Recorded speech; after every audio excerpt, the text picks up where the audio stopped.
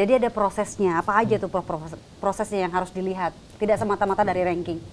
Jadi universitas sebagai banyak yang terlibat. Ada karyawan, ada dosen, ada mahasiswa, ada guru besar ya, kemudian ada dosen-dosen. Jadi ini harus memiliki persepsi yang sama. Sebenarnya kebutuhannya apa? Misalnya kebutuhan untuk membuat pendidikan tinggi menjadi relevan.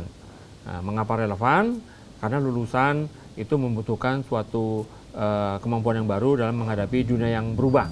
Nah, akibat ada industri 4.0 segala macam. Nah, penyamaan persepsi itu memerlukan proses. Karena tidak semua yang ada dalam organisasi itu terpapar pada pengalaman yang sama. Kayak saya beruntung aja. Saya kebetulan ya, waktu jadi mahasiswa, saya mengambil topik yang tidak terlalu gampang, sehingga profesornya heran, mau kamu topik ini? Ya mau. Nah, saya melihat, wah kalau gitu, ini si Ari ini lumayan juga untuk dijadikan asisten saya.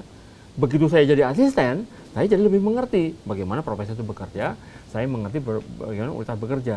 Jadi, keberuntungan saya itu membuat saya ngerti ini. Tapi bayangkan, misalnya ada karyawan, ada mahasiswa, yang mungkin tidak pernah mengalami ini. Nah, ini harus dijelaskan. Nah, menjelaskannya itu ada berbagai cara.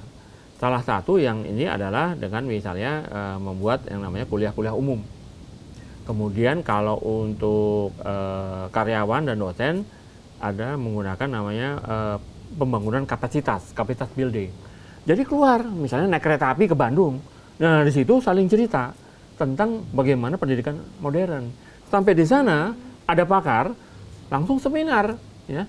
Nah, kita undang misalnya profesor dari universitas mana yang berpengalaman membangun universitas modern, cerita. Nanti setelah itu silahkan brainstorming. Setelah itu kulineran. Tanpa terasa pengalaman ini menyusup dalam benak itu. Jadi tidak lagi di sini tapi ke hati. Nah, kalau misalnya hanya seminar aja di sini, sebentar wah Pak saya mau ngajar ya, itu buyar lagi. Nah, itulah proses yang namanya proses penyamaan persepsi dalam suatu capacity building. Nah, itu harus dilakukan. Nah, jika sudah itu sama persepsinya, instrumennya apa? Ya. Instrumennya diantaranya adalah kalau misalnya tadi kita perlu ke luar negeri segala macam, maka harus ada pendanaan misalnya untuk konferensi internasional. Ada pendanaan misalnya untuk dosen-dosen itu bisa misalnya 5 minggu menjadi tamu misalnya di salah satu universitas di Australia, ANU ya, saya punya tuh dengan itu. Dan tujuannya apa? Supaya di sana nanti dia bisa membuat network baru. Kimiawinya serahkan aja. Ya, sebelumnya silahkan email-emailan, tapi kita punya dana untuk membuat ini menjadi relasinya menjadi lebih dalam lagi. Ya. Nah, kemudian yang kita siapkan adalah misalnya ada swasta yang mau misalnya co-branding, ya, misalnya melakukan, saya ingin membiayai gaji profesor, tapi gaji profesor itu harus ini melakukan penelitian tertentu dan profesor harus ngetop. Nah, kalau di luar negeri namanya endo professorship. Jadi nanti dapat julukan, misalnya profesor X dari perusahaan ini. Nah, dia akan terkemuka di antara profesor yang lain. Kenapa? Dia dapat gaji khusus dari perusahaan ini karena dia yang paling top dan dia menjalankan misi khusus. Nah, itu namanya profesor platinum. Ya. Ada kelas-kelasnya dan branding. Ada kelas-kelasnya. Okay, nah, yang ini penting. kemudian dijadikan ujung tombak untuk melakukan engagement dengan universitas yang lain. Di Indonesia itu belum ya? Belum. Untuk membranding si lecturer-nya? Belum. Atau researcher-nya? Belum. Nah, saya punya pengalaman dengan Yale. Dan itu penting? Penting. Yale, ya, itu membuat yang namanya Global Network for Advanced Management.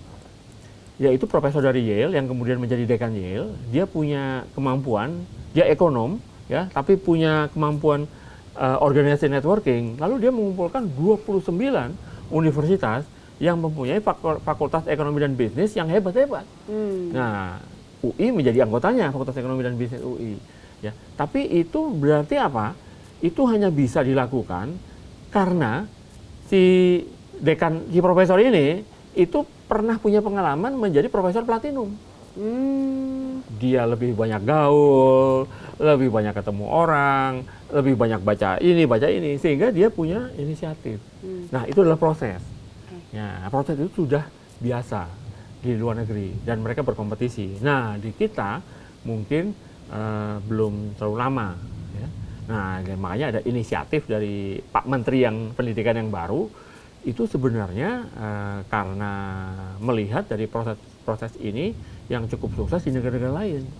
Saya mengerti bahwa Pak Menteri itu alumni dari Brown University dan Harvard.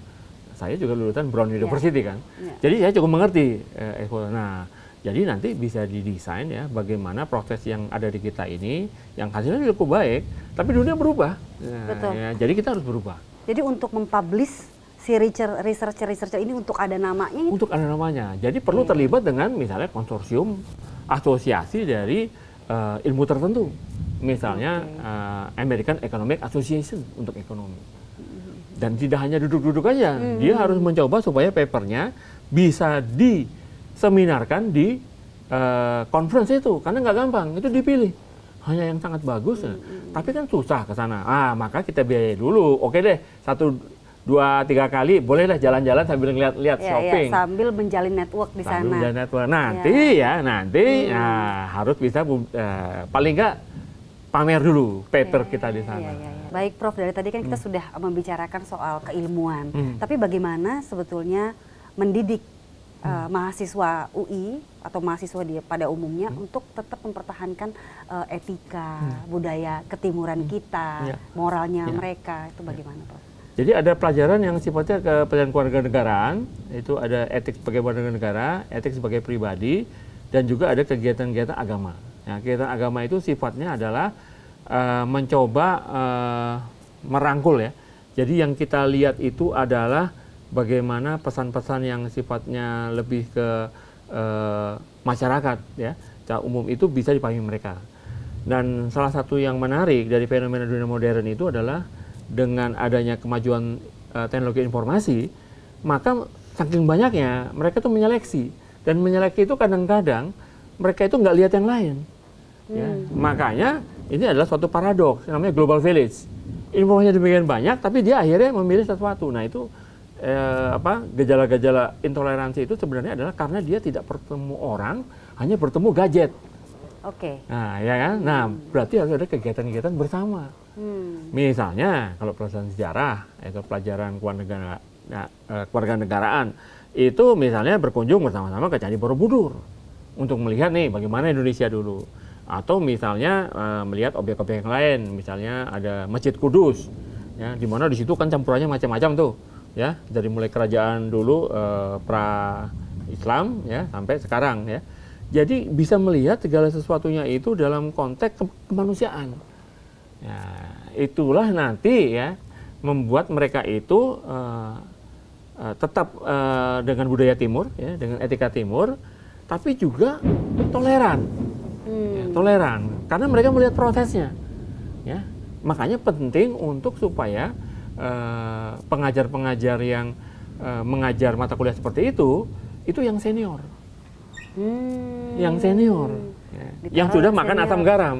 Baik. Nah, ya. Banyak juga soalnya yang bilang gitu ya, kenapa pendidikan di Barat tidak ada mata pelajaran Pancasila, tapi mereka lebih Pancasilais dari kita. Kenapa mereka lebih toleran dari kita? Ya. Nah, itu karena waktu SMA-nya diajarin. Pertama, say good night to your mother and father. Itu Ya, impact-nya besar. diajarkan ya? di SMP. Jangan lupa mereka pendidikan akhlaknya itu tinggi. Antri ya, kalau makan siang itu adalah makan siang di kantin mereka, dan itu antri. Kemudian adalah debat yang bagus itu seperti apa. Jadi pada saat SD, SMP, SMA diajarkan. Sehingga yang kita kelihatan di universitasnya, kok nggak ada pelajarannya seperti ini. Oh udah sopan-sopan, ya karena udah terlatih. Baik Prof, memang betul kalau banyak universitas sekarang ditengarai oleh paham-paham radikalisme, itu bagaimana menyikapinya Prof? Bener nggak sih? Saya rasa ini adalah, saya bilang tadi ya, kita perlu untuk melihat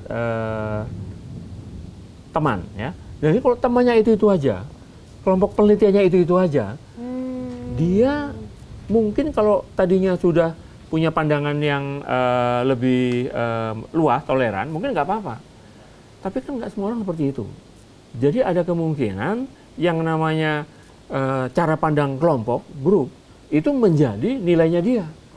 Yang belum tentu sesuai dengan yang lain-lain. Jadi dia tidak pernah melihat masyarakat sebagai keseluruhan, tetapi hanya peer groupnya. Nah itulah dia problem kita, yang saya sebut lagi sebagai masalah di industri 4.0. Kita punya WA, ya, tapi kita hanya memperhatikan message di WA grup kita. Dan WA grup kita yang diperhatikan hanya orang-orang tertentu, ya kan? Nah, akibatnya apa? Terjadi kristalisasi.